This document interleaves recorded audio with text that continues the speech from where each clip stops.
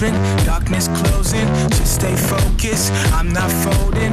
I'll upset you, cause I'm just too dangerous. I'm dangerous. Let's be honest, this ain't no contest. Take those comments and form my concept. From the get-go, I just get so dangerous, so dangerous.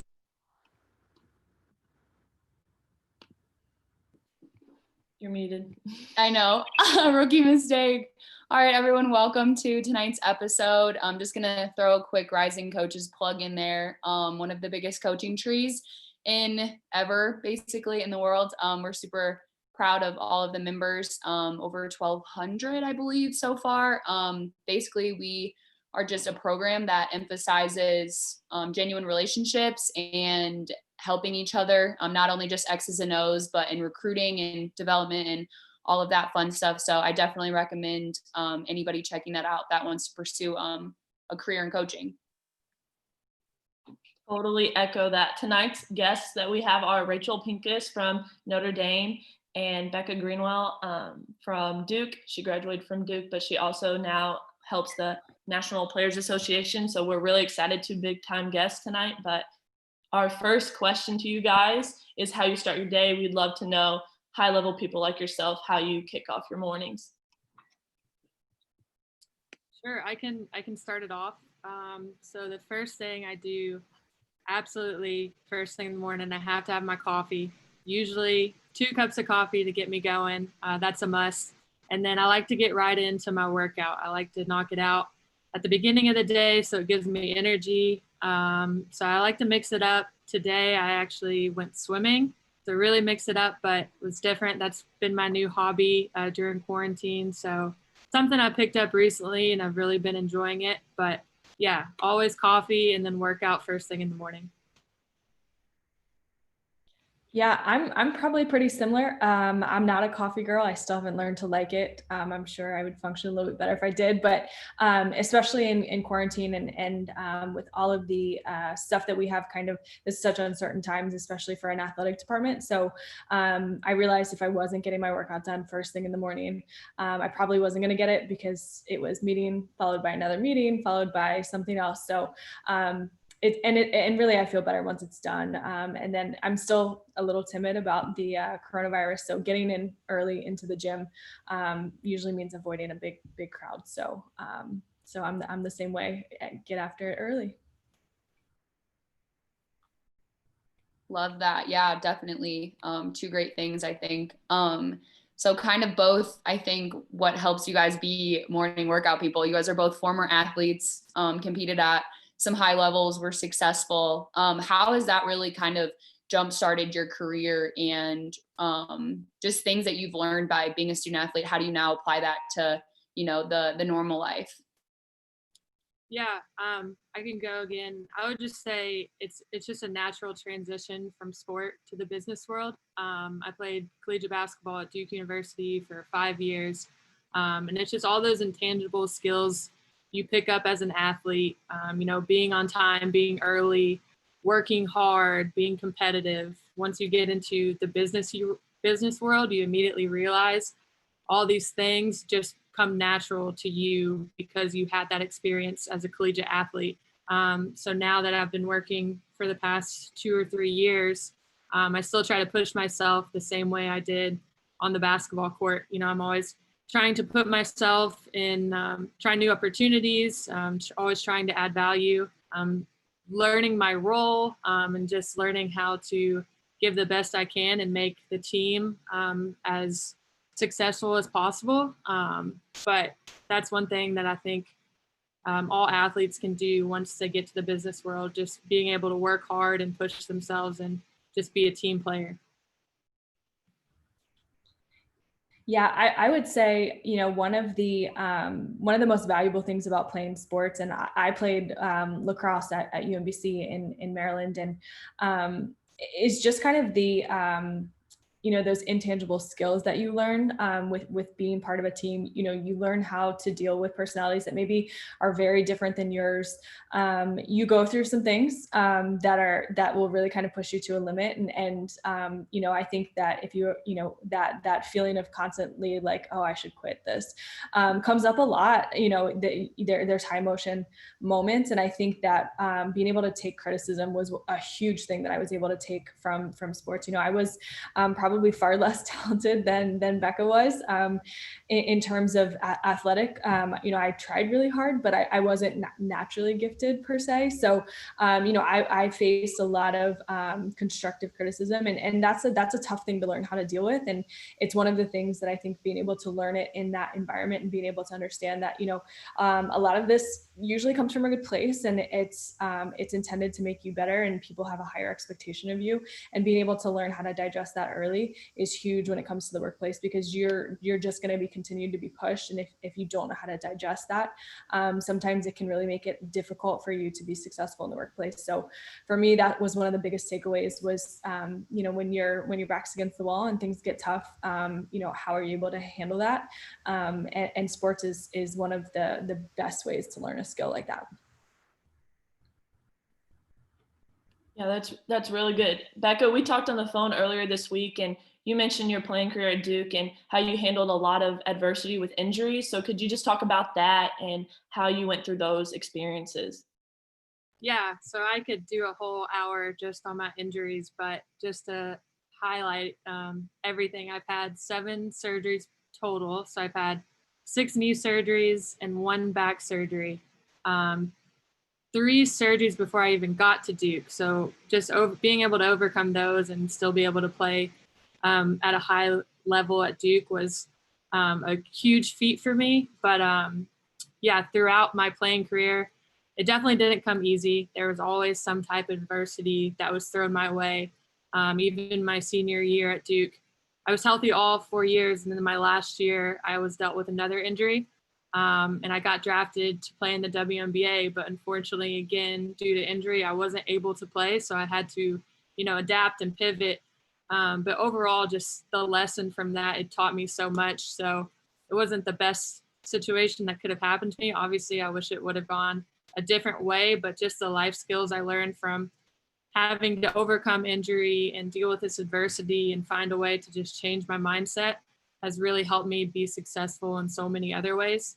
But just the biggest thing is just trying to see the good in what's being thrown at you. And I think that can translate to a variety of different situations in life, but I would say that's the biggest thing. All my injuries have taught me just trying to have a positive mindset and just being able to adapt and pivot with situations that are thrown at you.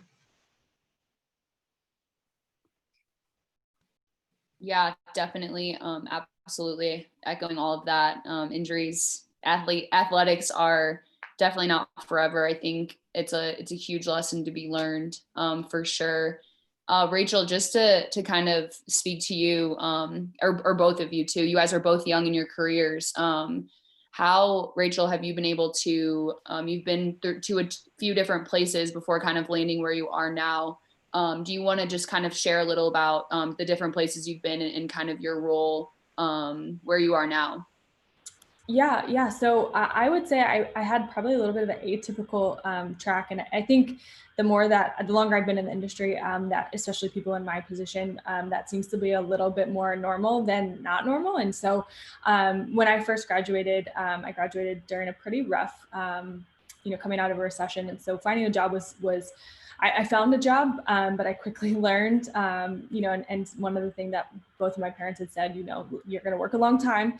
If you're miserable, it's going to feel longer. So, I was probably, wouldn't say miserable, but I was unhappy not being in sports. And it was just it's such a big part of your life when you're a student athlete that once that's taken from you, it feels like there's such a big void. And so I just was so committed to getting back. So I actually went back and got my master's while I was working full time, and decided to quit a job, which I think probably a lot of people thought I was crazy, and I probably was, but was lucky enough to be able to land a full-time job after just a couple months of my internship, was working in golf primarily. And for somebody who had never played golf, I'm actually awful, tragically awful at golf, but was working in golf in Hilton Head, South Carolina. And it was really the first time for me to be able to really figure out, okay, can I take what I learned as an athlete and translate this into a career? And it was, I knew instantly that that's what I needed to be doing was working in sports, because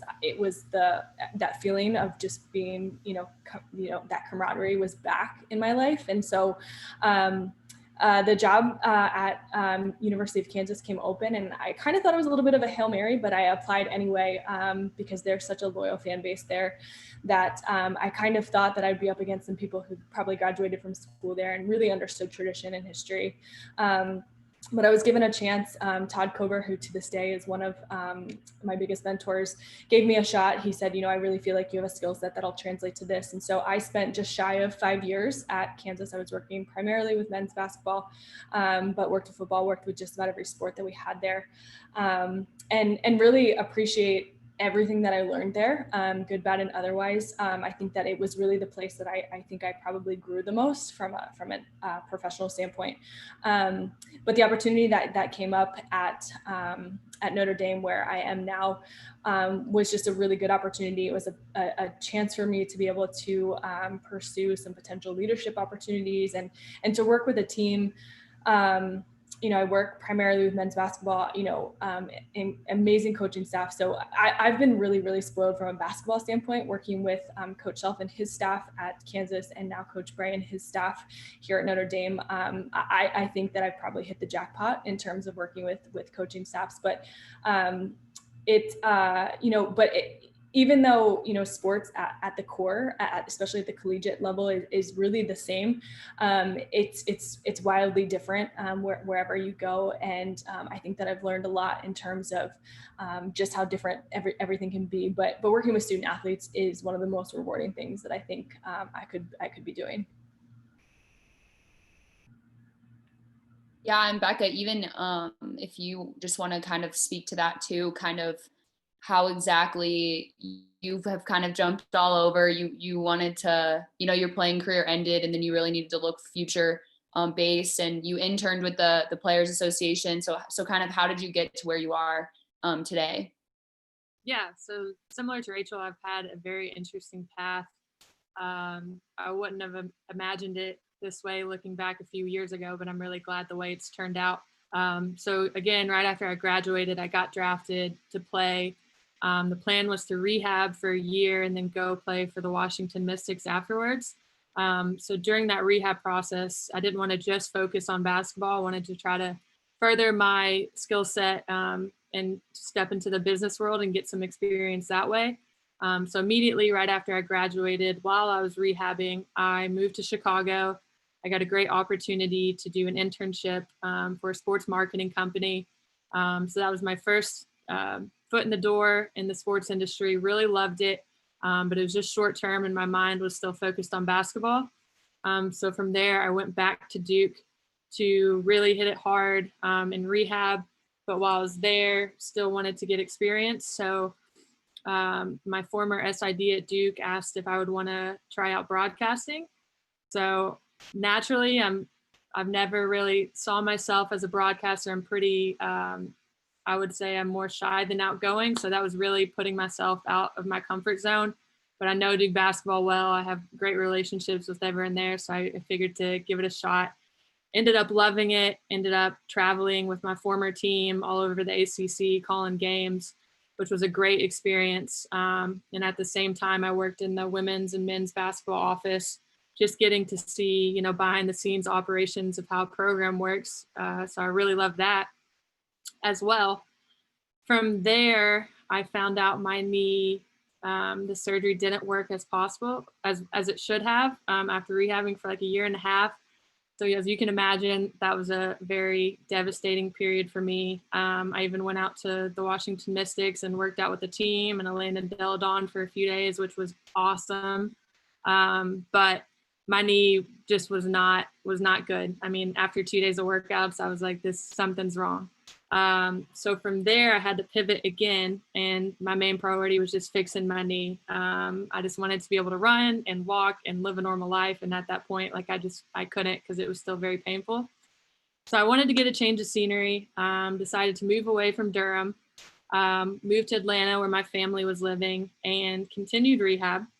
Got an unbelievable opportunity to do an internship with the Atlanta Hawks. And so that was an awesome experience. I worked there for about a year, and I worked in community basketball programs. So I got to do a little bit of everything, planning camps, clinics, marketing, sponsorships. So really got to experience a lot of different things in a front office setting, which was a great learning experience for me. During that time, I still had my mindset on getting my knee right. And so I wanted to find the best doctor I possibly could. I had to have another surgery.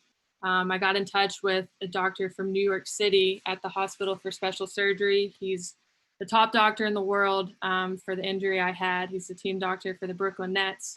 So I went out on a whim, had the surgery with him, and I was like, this would be an even better opportunity if I could live here, work, and also rehab in New York City.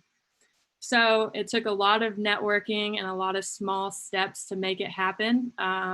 But by happenstance, I got in touch with some people at the National Basketball Players Association, which is the union for the NBA, and got an interview for an internship, and I got the job. So I've now been with the Players Association since February, and COVID hit in March.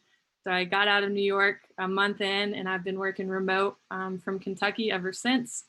So it's definitely been a whirlwind, a lot of different paths that I wouldn't have expected, but I wouldn't change it for a second, because I've gotten a plethora of opportunities and experience with each step of the way. But currently with the NBPA, I love it. I work for the for-profit marketing arm of the NBPA called Think 450.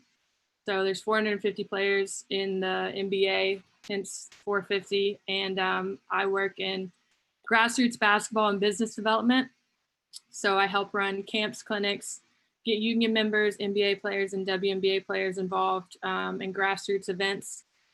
We also do virtual programming and a lot of digital marketing now that everything is more digital with COVID. And we also help players find business opportunities outside of sports. So within my 3 years, long story short, I've gotten to touch a lot of different aspects of the industry.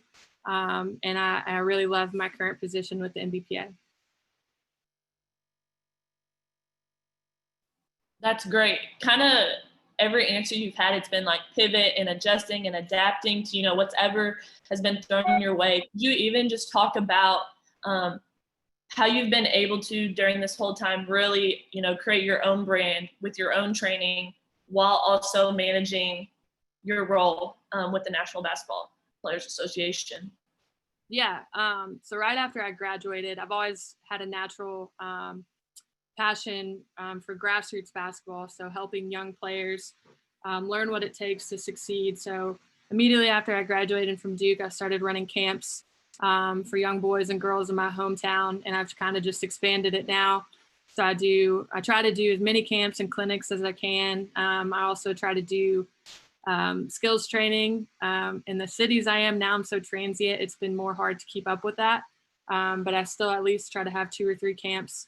But yeah, it's called the BG23 Academy, and I love it just because I knew I could see myself in their shoes. I was that young girl back in the day, and the way I became the player I was that got me to Duke was just going to camps and clinics. So I just want to be able to give back to young girls out there and boys who want to try to achieve their basketball dreams. So just started camps and clinics, and it's a passion of mine, so it doesn't feel like work when I'm working on those things. And I'm also able to use the skills that I've learned throughout the Hawks and the Players Association to help run my own camps and build my own brand. So it's really all worked out for the best.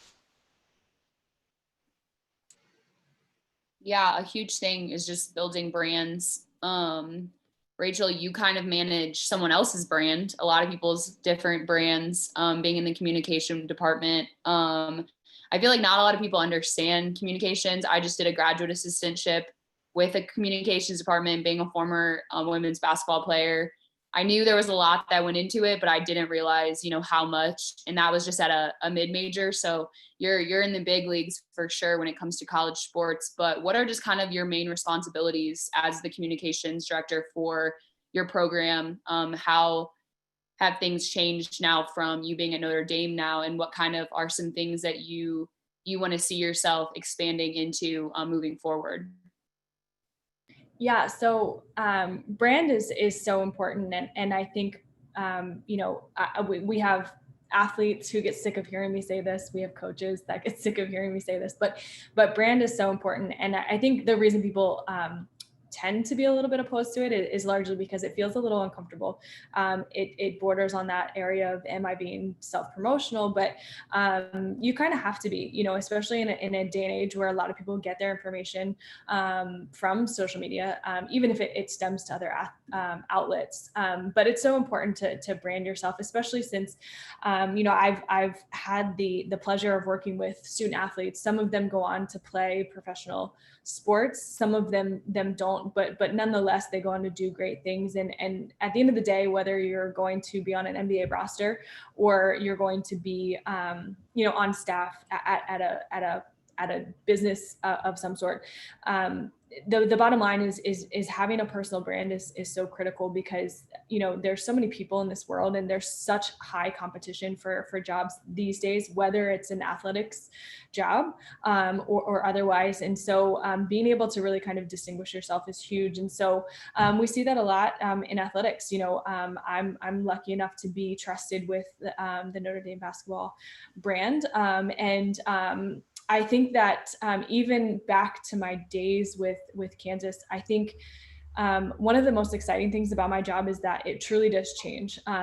As soon as social media changes, we kind of have to pivot and adjust our approach.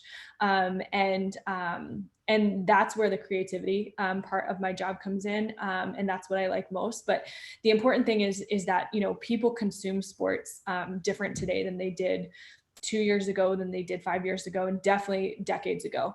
And so our job as brand managers, if you will, is to make sure that we're doing that to cater to the people who are consuming sports. And I think since sports is such a universal language, if you will, it doesn't matter what language you speak, it doesn't matter your background, sports is something that can bind all of us together, and it kind of creates this unity.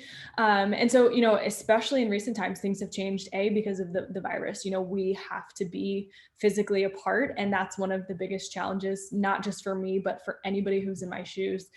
We don't have access to our players, to our coaches, the way that we used to. And then same thing with social injustice. The narrative around sports has changed. And, one of the important things of that is that as much as I am on the forefront of distributing information, I have to be really cognizant of listening to our fans and our followers, and of course our student athletes and our coaches, figuring out what's important to them, what is it that we stand for, and how am I going to do, because it's not, just because I'm running it doesn't necessarily mean that it's about me. As a matter of fact, it's never about me. And so making sure that I am cognizant of all of those different factors and all of the different things that go into that is super important. And it changes every day. And I think that that's kind of the exciting piece of it. I think the biggest challenge will be, how do we finish 2020? Will we have football? Will we have basketball? My hope is that, and we've seen some success with some of the other sports, the basketball tournament, which is an alumni kind of I think it has become a charity tournament, mostly because a lot of these teams donate a lot of the money, but we see it a lot. They've had success. They successfully were able to complete a tournament without the spread, keeping the virus contained. So I'm hopeful that we'll have sports, but we just don't know. And if that's the case, what does it look like? How are we bringing sports to people, especially if we can't have fans in stadiums? So definitely a lot of challenges, but I think it forces us to be creative, which is what our fans, our fans are so loyal, and I think we owe it to them. Those are really good points. I think it is a very different time now, and just making sure we're all doing our part. How have you both been raising your platforms during this time to, bring awareness to topics outside of sports, if you just want to go into that. Yeah. So one, obviously the biggest piece of that is social injustice. And, it's a challenge because, it forces you to have some really difficult conversations. And a lot of people are uncomfortable having those conversations. But I think one of the reasons that we've had some success, and of course, football, has been a prominent piece of that here at Notre Dame, just because, those student athletes are back on campus, but there's been a lot of support throughout the department. But it's one of those things that not only do you have to have the difficult conversations, but you have to be time sensitive. This isn't something that you really get a chance to sit and stew on. How do we feel about this? Well, what if we have people that don't agree with it? Because the reality is not everybody's going to agree. And that's any decision you make as an institution, whether it's professional, whether it's collegiate, is people are entitled to and do have differing opinions. But this kind of social injustice issue that really kind of started to come to a head here, especially during recent months. One of the things that became so important was that we had those difficult conversations. Aside from that, one of the biggest things that I had to do to shift my focus was to understand that, I don't, as a white female, I don't and can't understand that stance. And so I owed it, for me to continue to be successful with my job was to talk to people who did have insight on what this meant and how it impacted them. And the big thing is how do we make the platform kind of a bouncing off point for our student athletes and our coaches?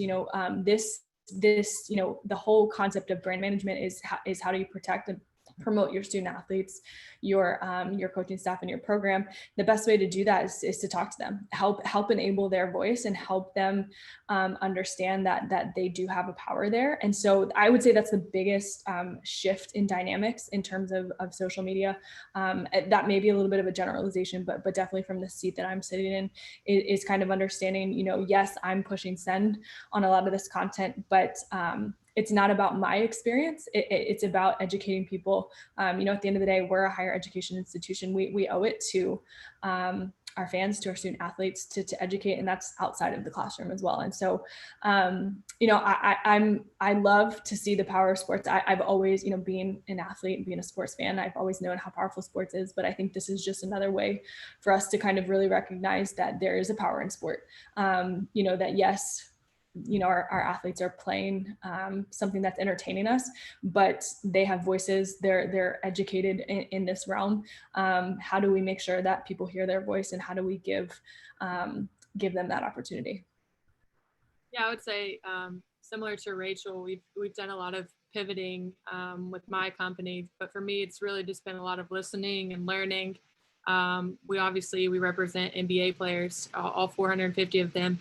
And so it's really important to be able to listen to their concerns and not only just listen, but take a stance and make a change. So we've done a lot of different initiatives to support them as far as what we've done in the community, who all we're giving back to, and also just from a brand perspective, we've really taken a shift on our website, on our social media, everything to just really tailor to the times that we're going through now. So it's been a really interesting time.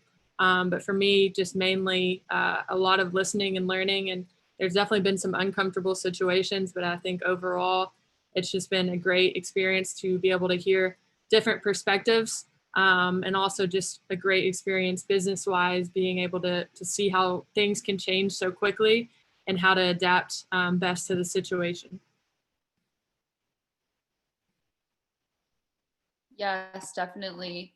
You guys both being a part of teams and now being in kind of a support staff role and really trying to make others around you look the best. How does that, how do you try to be the best employee, especially now, obviously, with COVID hitting? Becca, I know you just kind of started and things are all over the place. Rachel, you're social mediaing obviously from home. But now you're able to kind of get out, take pictures, kind of what we were talking about earlier. before our show started, but what kind of does your team look like now, and how can you really be the best teammate and do all the things to make everyone around you look great as well as yourself? Yeah, I'll start by saying I'm supremely thankful that I have a job, and that's not to say that there's concern from a performance standpoint. At least I hope not, especially if my boss is watching. But the reality is there's a lot of people in this time in sports and other industries that have not been lucky enough to be able to keep their job, and that's indicative of how tragic this virus has been. But I think the big thing for me right now, especially because I'm still relatively new, with it being July, I've only been here about 6.5 months at Notre Dame, is being a sponge. However I can learn, and whatever I can learn from the people who are here, I take every opportunity that I can, and really kind of being a yes man, not a pushover, but really understanding that, hey, like we were athletes once. There's no better time than now to display the concept of teamwork and being a team player as now, because resources are tight, and that's whether that's people or equipment or whatever it may be.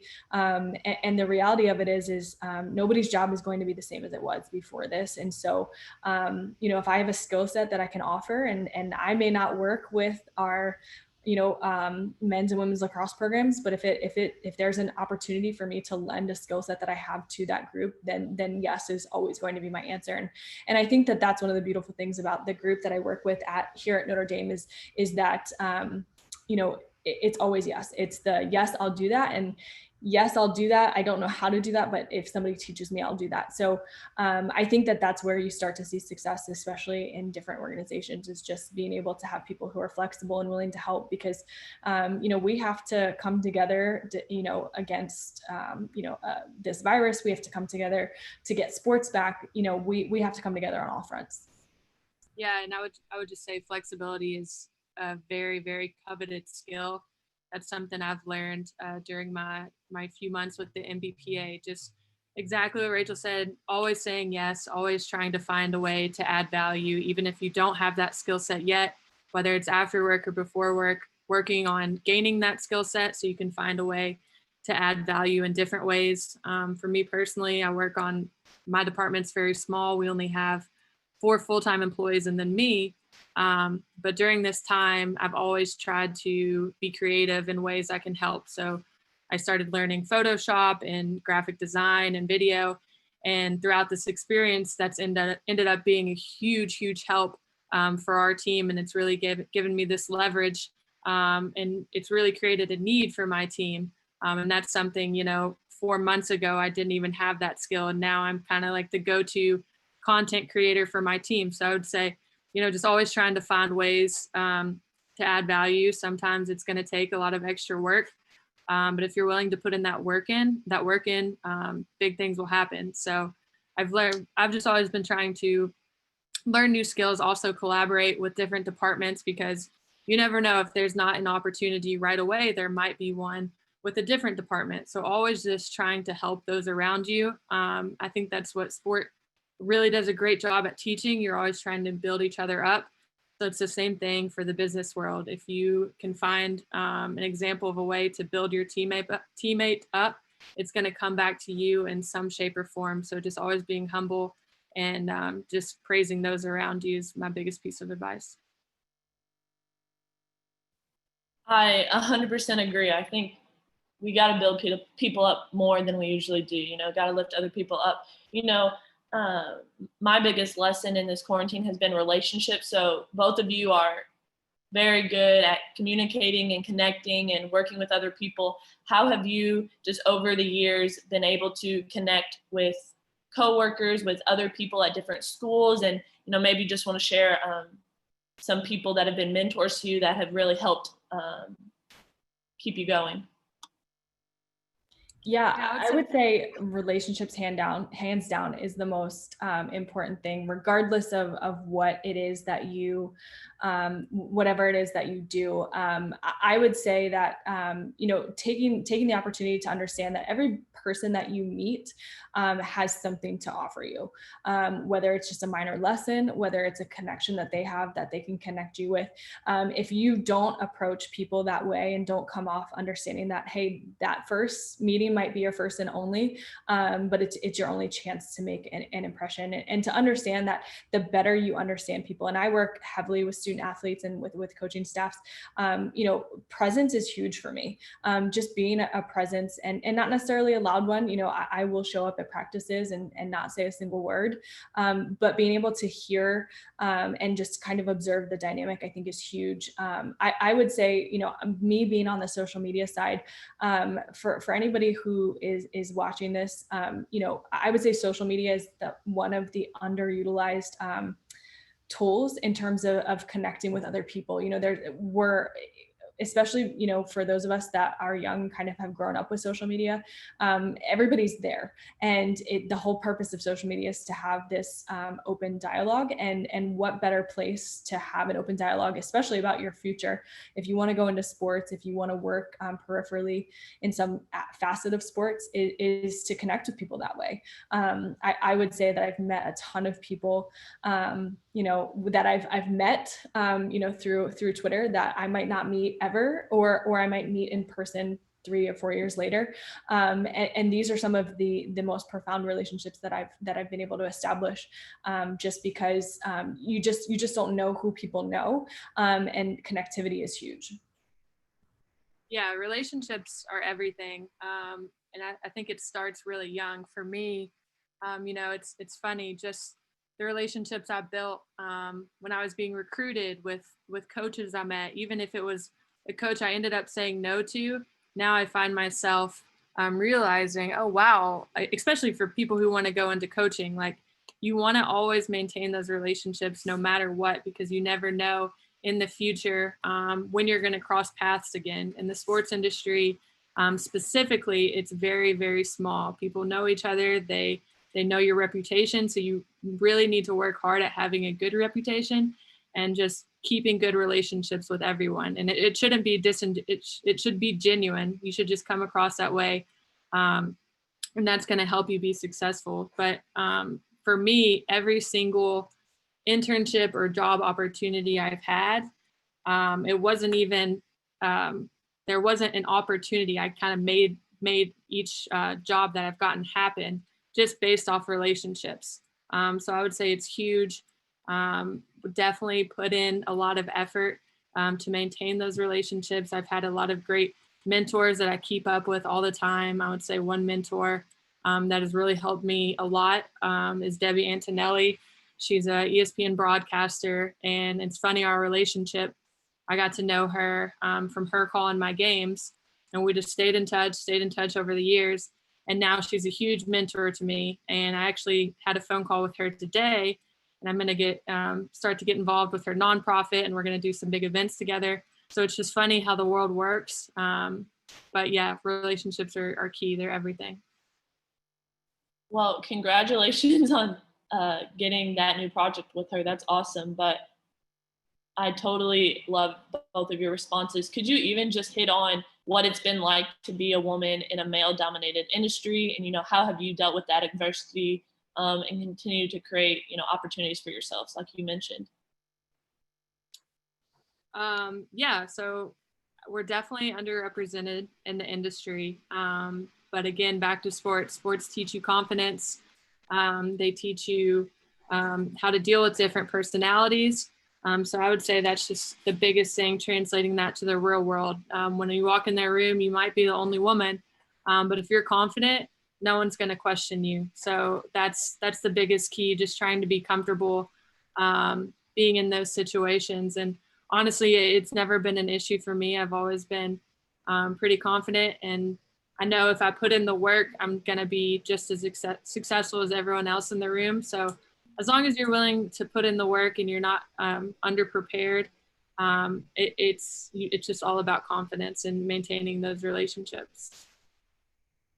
Yeah, I will definitely echo the confidence piece of it, because without that, you're gonna hesitate, you're gonna second guess yourself. But I think the big thing too, especially as a woman, and I think there are probably a lot of groups of individuals that are probably underrepresented in sports in general, and I think that everybody kind of has a different challenge. But I think the important thing is is not looking at yourself that way, and kind of understanding, like, at the end of the day, like, this is my skill sets, and I'm going to do everything I can to prove that this is my value, and that kind of laser focus on what can I do, not what am I a woman, am I a man, that doesn't dictate your ability to do a job. What you can do and what you can bring to the table is 110% your value in terms of a job, and being able to go all in on that, it kind of forces people's back against the wall. Like, there's no other opportunity than to give you that opportunity.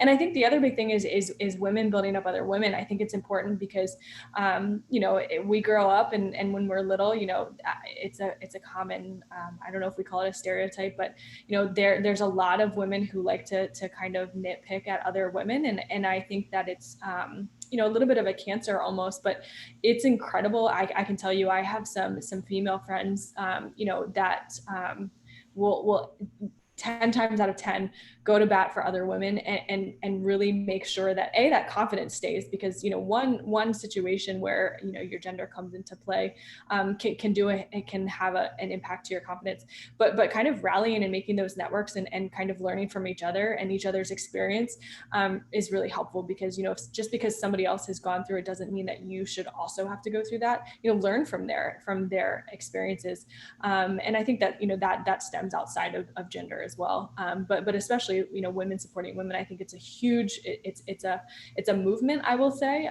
if I can, but I think it's massively important. Yes, both of those answers, 100%, definitely. Just kind of something, last question, just kind of based on branding and building that identity and building that confidence. How have you guys been able to brand yourselves, brand just kind of what you're about? I feel like you can brand for the future as well. Becca, you're obviously kind of like a product of what the communications department does, like what Rachel does. So what can you guys kind of recommend to viewers for branding themselves? You guys both use your platform super well. So just kind of things that you focus on, with even just things you post on socials, things you retweet. If you guys could just kind of speak to that. Yeah, I would say just follow your passions. Don't do anything that doesn't fit you or doesn't feel natural. For me, my brand changed a little bit. Whenever I was in college, it was all Duke. Every single post I had was Duke, because that was my world. That was the bubble I was in. But now that I've been out for a few years, it's starting to change, and it's starting to focus more towards business, sports business in particular. So back to women supporting women, I feel like now on social media, I'm following different platforms like this, and it's just what I'm naturally interested in now. So I would say to just be your most authentic self. It doesn't have to be fake. You just follow your passions, and then whatever those passions are will come out naturally.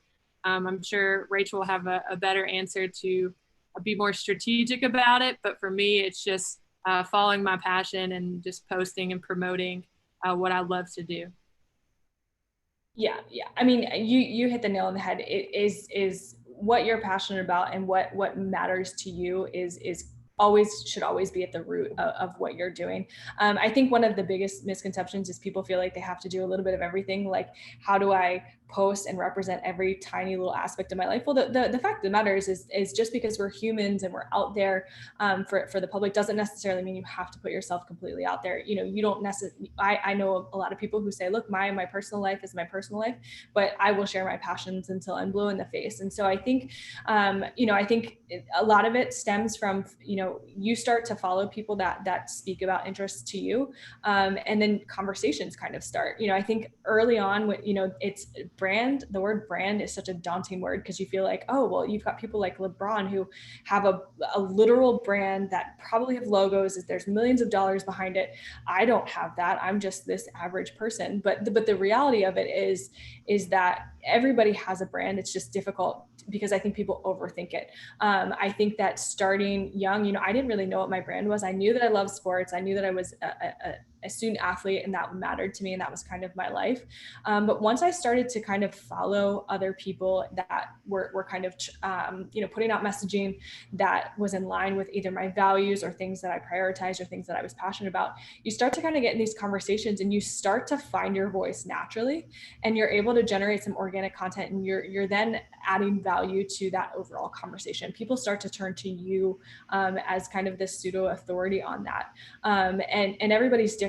Some coaches go, okay, well, I'm just going to be the next coach that posts this picture, and my brand is I try to make you a better basketball player. Well, the reality is yes, that's your shared passion, but at the end of the day, everybody has a different approach. Some people, Coach Bray is one of the most carefree guys ever. He trusts his players, but he is super talented in the way that he goes about coaching. Not every coach has that brand. That's very true to him, and I think a lot of his messaging comes off that way.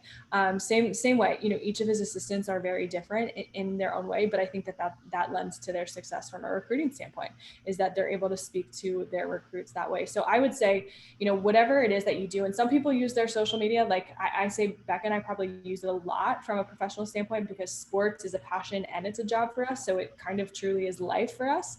So it's probably easier for us to kind of have this giant brand that's surrounded around that. But even people who aren't in sports, I would say that you still have a brand, and it's basically, what do people kind of expect from you, and what do you like to talk about? What do you like to put out there? If it doesn't feel authentic, if it feels like you're just doing a trend to do a trend, it's probably not part of your brand. But brands are ever changing. I think a lot of people have started to take stands on, social justice. And maybe that wasn't something that they were super vocal about before, but that, it's the same thing, just like Nike is evolving, and, the brands that we manage are evolving. Brands evolve, and that's to fit the time that we're in. And so I think it's important to remember and give yourself a little bit of flexibility to understand your brand is probably going to change as well. And to let yourself kind of have the grace to do that.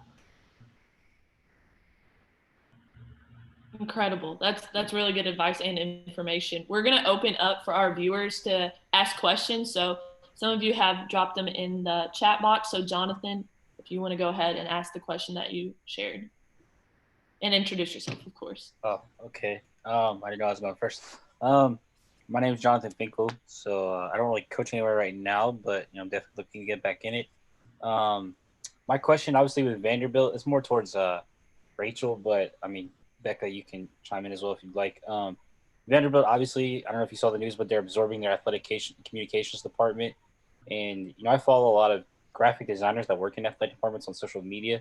So a lot of those people obviously had, their thoughts and opinions on it. How important is athletic communications to those programs? What do they do that, people that work in programs, they can't necessarily hire people to specifically do, those jobs because there's so many things you have to do. Right. Yeah. So that's interesting. Obviously, I don't and have never worked for Vanderbilt. So to kind of speak to what their logic is would be kind of a misstep. But I think, some of that dynamic is probably has something to do with the fact that I've worked at two institutions, and one where athletics was actually a separate institution.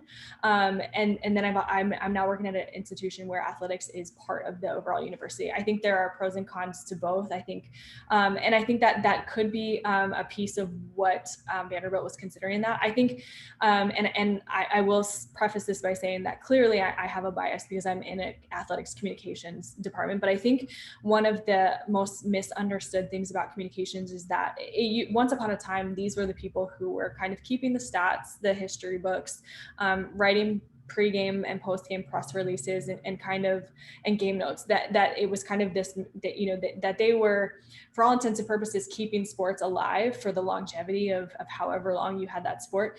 But the reality is there are such multifaceted and such dynamic individuals in these communications departments that they can do so much more. I mean, you have communications individuals who are hired purely for that, but they're out there, some of them are shooting and editing video, to Becca's point, just because you don't necessarily have that on the forefront of this is my main skill set. You don't, they may not be true graphic designers, but they're designing things on the side. So I think that, communications departments are important and they're valuable because they've evolved and they're able to do a lot more than they once were able to do. So I imagine that, without knowing anybody personally who works at Vanderbilt, I imagine that there were probably some really talented folks that unfortunately were out of jobs in that place. But it's unfortunate too, because some of that is a little bit telling of just kind of the environment that we're in, and that maybe not so much about their opinion about, okay, communications professionals are kind of worthless, we're going to kick them to the curb. So I'm sure Vanderbilt had a tough decision to make when they did that. I have no doubt about that. But I will say that communications professionals, and I'm a little bit more digital and social, so I'm not I'm a kind of a hybrid, I guess, but our true communications groups are definitely unsung heroes, from the standpoint of they can do so much more than what their titles indicate. Jacob, you had a question, you can go ahead. What's up, everybody? I'm Jacob Galindo. I'm a manager at University of Texas, Grove Grand Valley, the men's basketball team. And just a couple of questions as what books you guys are currently reading and what do y'all recommend with quarantine? I've had a lot more time to read. Love that. I love that.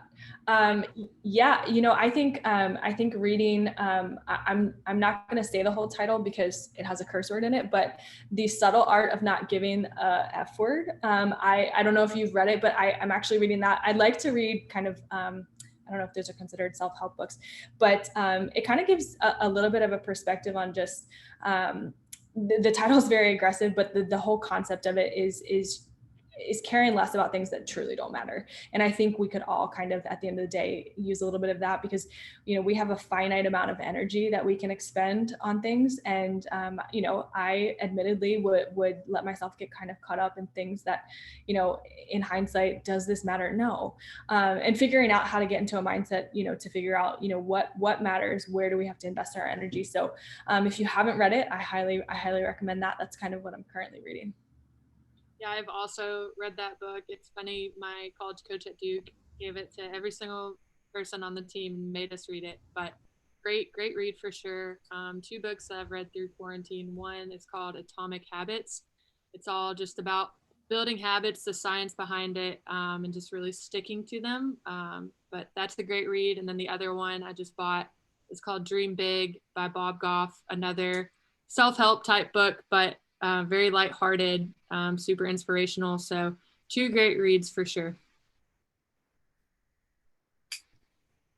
I feel like one of my friends sends me Atomic Habits almost every day because that's one thing I'm struggling with kind of this limbo of life, and Photoshop. So Becca, you're really just speaking to my heart tonight. I'm like really need to get on the ball and get out of my comfort zone. But Coach Omega, you have a question. You can go ahead and unmute yourself and ask it. Okay, can you guys hear me? Sure can.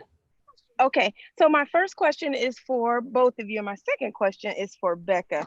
My first question is, what are you guys' goals now? So what are you working toward? You kind of told us about where you've been, but what's like your dream job, or what are you working toward? And then my question for Becca is, what did you think about the new hire of Kara Lawson as the women's basketball coach? Yeah, let's answer one first. Okay, you want me to start so that you can kind of segue into both. So I would say if I've learned anything is that my goals are probably ever evolving. It's kind of funny because once upon a time I told myself I am never taking a job in social media. There's no way, it's trendy, it's a fad. I'm not putting my livelihood on the line for that. And here I am years later still doing it, and it's a full-blown industry. So I would say more than anything, I try to focus my goals less on like where specifically I want to be. I love Notre Dame now that I'm here, but it was never necessarily on my radar as an institution. For me, it was more how do I my goals for myself is how do I chase opportunities to be a leader, even if it's not necessarily a position of leadership. How do I do that? How do I make sure that I'm working with the types of people and the types of student athletes that I want to work with. So I think I would say the goals are more priorities than anything. And then just being able to stay mindful of, okay, where are the best places that those opportunities are going to be? Because you don't necessarily know. And sports is one of those, I don't know how many states that Becca has lived in, but it's probably a handful like myself. You kind of just surrender to the idea of like, hey, as soon as you let go of the fact that, I don't know where I'm going to be geographically, you kind of open yourself up to just a world of opportunities, because once you focus on what your priorities are, those opportunities kind of pop up, and you're able to kind of ebb and flow into that. And especially with a market that we don't know what sports will look like the rest of this year or 5 years from now, I think to me it's a little bit less overwhelming to look at what am I supposed to be doing in 5 years, instead of what do I want to try and be achieving. Yeah, my goals are definitely ever changing as well. I think that's what's special and funny about sports. One day I want to be an ESPN broadcaster. The next I want to be a coach. Sometimes I want to be a marketing director. So it's different every day, but at the end of the day, it's really just about trying to empower those around me. I think that's what I want to do the most out of everything. And I think you can do that in different ways and different roles. So just trying to empower others and also just be the best you can be at whatever it is. But definitely just follow your passions. For me, same thing to you, just when you let go of where you're going to be, you can like be free, as cheesy as that sounds, but it's so true. I've lived in Chicago, Atlanta, New York, and now I'm back in Kentucky within like 2 years. So it's kind of wild. It gets crazy at times. But I finally feel like I'm moving in the right direction, and it's just been chasing opportunities that I feel passionate about. So ever changing, ever evolving. To answer the second question, I'm so excited about Kara Lawson being the new head coach at Duke University. Literally right before this call, we had an alumni Zoom call with Kara, which was so cool. There was like 80 Duke women's basketball alums and Kara, and I had chills. Like we were all messaging in the chat room, like we wish we had more eligibility. We were all hyped up. So I think it's going to completely change the program. Like I could see them being at the Final Four in 4 years. So big things coming for that program, and I'm just super excited to be a part of it. Thank you. No problem. Thank you both. Great questions. Jonathan, you have one more. You can go ahead and unmute yourself. My question is more for Becca. Obviously, you mentioned you had surgeries and you had to rehab. What were some of the biggest things you learned about yourself while you were rehabbing? You're not able to do as much as you would like to as an athlete. You're kind of stationary sometimes. So what were kind of the biggest things you learned about yourself during that process? Yeah, I learned I'm extremely mentally tough. Like my first ACL tear, I thought it was the end of the world when I was in high school. But I came back from that. The second one, I thought it was totally the end. And now I'm like 6 surgeries in and like was still trying to play a few months ago. So it really has just taught me I'm extremely mentally tough, and I have this ability now to turn everything that happens into a positive. So obviously wish I didn't have any injury, but I think I'm more mentally tough than anyone out there because of all the injuries I've gone through. It's just taught me how to work hard towards my goal and adapt, which if you take anything out of my story, I've adapted and pivoted a lot. And I think that comes directly from all the injuries I've been dealt with. So injuries are tough for all athletes, but always just try to see the good that can come out of them. Great questions, everyone. Even better answers. Kind of as we start wrapping up, just to be super respectful of y'all's time, just to kind of hit, like, this is a platform for women in sports. This is what, we're all about and what we want to really try to advance that narrative. What is just kind of your guys' one kind of advice you can leave for, girls, young ladies like me and Ashton, kind of moving into and finding our identities as well in the industry as women? Yeah, I would say that the biggest thing is don't ever look at anything as off limits. I think that I kind of told myself that, oh, well, I didn't have a ton of internships coming out of college in sports. So if I can get a job in sports, great. If not, then it's just not meant to be. And I think, that was the first point of, what, I can go back to school. I can give this a go, and quit a full-time job for an internship that hardly paid enough to cover food and cell phone bill. And then, and even Kansas, I think, I kind of applied for that as a Hail Mary at the time, because of the, the priority that they place on history and tradition. So I would just say, don't look at anything that's off limits. Obviously, I say that loosely, be realistic, but nothing's truly off limits. And if you feel like there's something that you're willing to invest the energy into, even if you feel like you're a little underqualified or a little underprepared for it, there's so many resources that don't cost anything to you. Anybody who's here, I'm happy to share my email or my Twitter or whatever. Shoot me a note, and I like to offer that to people because I know that there are people who did that for me. It was the, hey, so-and-so, I feel super unprepared for this. Do you think I have the capability of doing this? And the answer was always yes, or the yes, but, and being able to work through that with people that you know and that you trust. And I think, just knowing that, your network is huge. So you have to commit to the relationships piece of it, which means you have to put in just as much as you take out of it. It can't be, a constant give, because you will kind of get a little bit of a reputation for that. But don't see anything as off limits. And I say that is, as long as you're willing to do the work, there's resources out there to help you get to that point. And it might take a little bit of time, but patience is where what gets you over that hump.